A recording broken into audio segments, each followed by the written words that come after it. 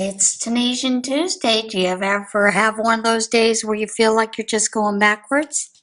Yep, that's it for me today. Third time filming.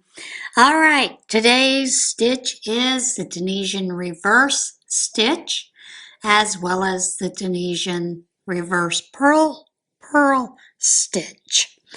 Now, what I was attempting to show you here is you can get a ribbing effect if you do the different stitches together. I've done one simple Tunisian crochet, and I'm going to do another row here since I have to refilm anyway, so that you can see the way that the ribbing happens. First off, and let me get my yarn untangled. I started out with 9 stitches, and this is one of those where there is no stitch recommendation. It's any amount of stitches you're using, so it doesn't matter. Like I said, I started out with 9. So I've got 2 rows of the Tunisian, well, a couple of rows of the Tunisian simple stitch. For the reverse stitch, we are going to use the back bars. We're going to use the back vertical bars. You have a bar in front, you have a bar in back. The easiest way to get to that is to simply turn your work over. Now for the Tunisian, just the reverse stitch, you're going to pick up that first vertical bar, and sometimes it's a little hard to find, but once you get it, you can see.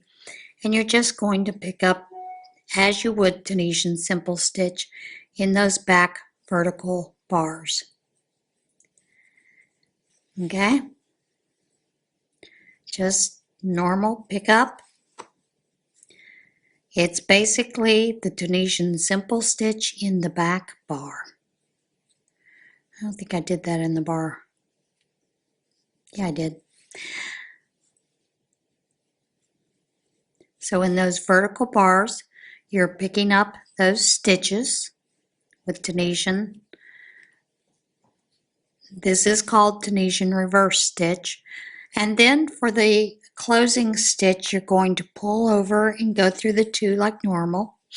Return pass is chain 1, yarn over, pull through 2 all the way back. It is your normal return pass for these stitches.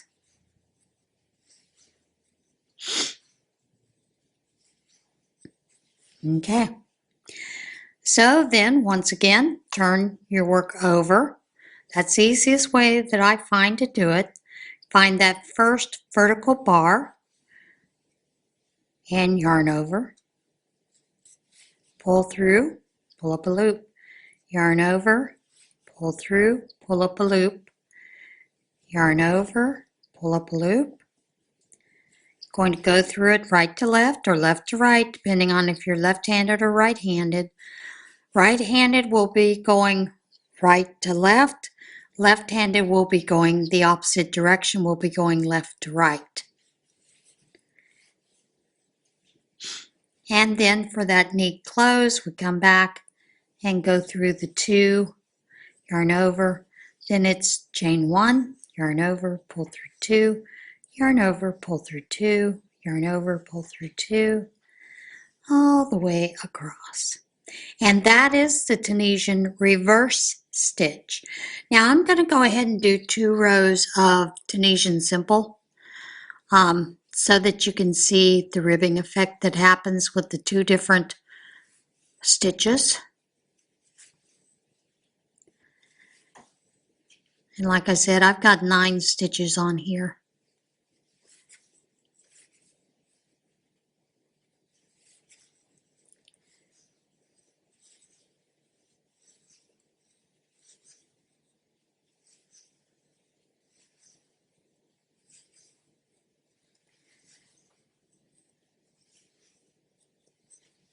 And then 1 more row of the Tunisian simple stitch.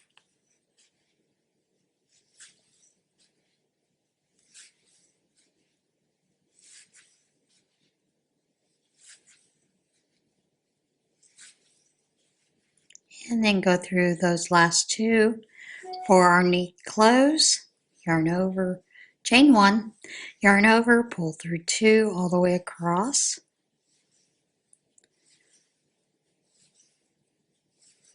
Now, for the reverse purl stitch, we're basically going to be going through those bars in the back again. However, we're going to make sure that our yarn is in front. I do go ahead and turn it over, it's easier.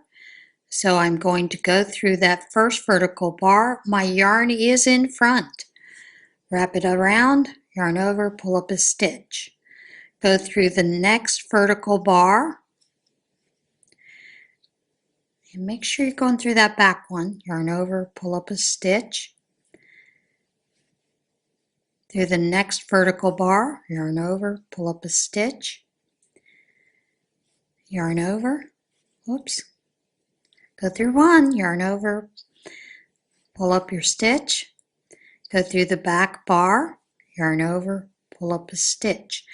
As you can see, this does that purl stitch like we have done in the past.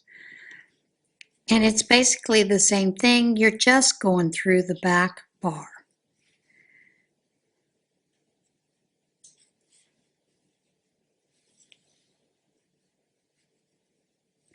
Then when you get to the end, you're going to go through your final two like normal. And then chain one.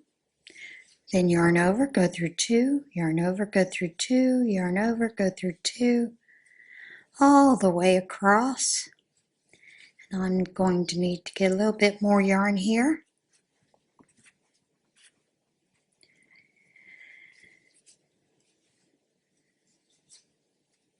And what happens is it brings this forward. This bar here, it brings forward. So you do get that purl look to it. All right, we're going to repeat that again. So turn your work over, go through the first vertical bar, make sure the yarn is in front, yarn over, pull up a loop.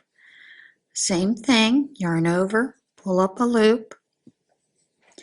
And you'll see that I often use my fingers to hold my stitches.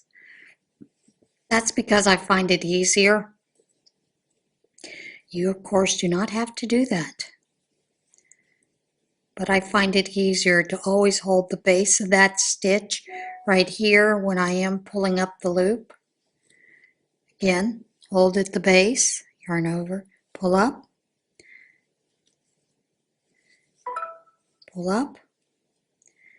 And our last one.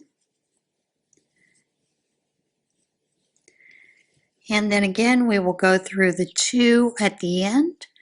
Now, sometimes on that second one, it is a little bit tighter. You just need to work it in to where it is, going through the two, yarn over, chain one, yarn over, pull through two, yarn over, pull through two, yarn over, pull through two.